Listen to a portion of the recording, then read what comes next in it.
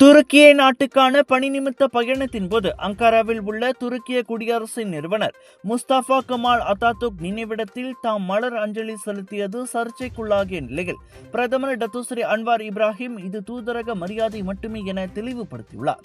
அத்தாதுர்க் மேற்கொண்ட மதச்சார்பற்ற மாற்றங்கள் குறித்து தனிப்பட்ட கருத்து வேறுபாடுகள் இருந்தாலும் அவரது வரலாற்று பங்கை மறுக்க முடியாது என்றார் அவர்.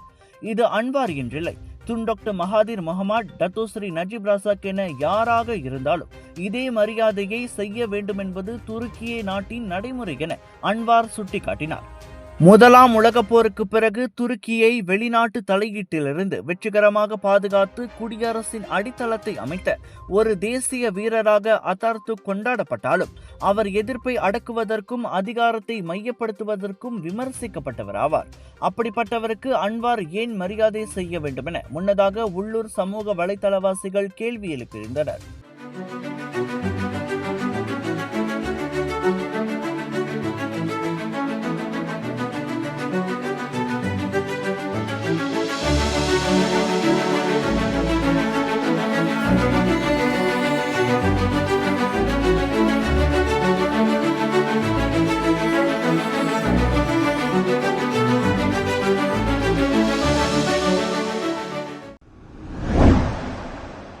அரசாங்க பல்கலைக்கழக அங்கீகாரத்துடன் வேலை செய்து கொண்டே படிக்க ஒரு அரிய வாய்ப்பு. வத்திகா ரிசோர்சஸ் ஏற்பாட்டில் ப்ரொஃபஷனல் பேச்சுலர் இன் பிசினஸ் மேனேஜ்மெண்ட் கல்வி வாய்ப்பு.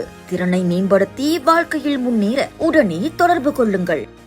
விலையோ மலிவு, செலவோ குறைவு, தரமோ உயர்வு, மனமோ நிறைவு. மக்களின் தேர்வு என்ரிகோஸ் முழு ஆடை சத்துள்ள பால்மாவு.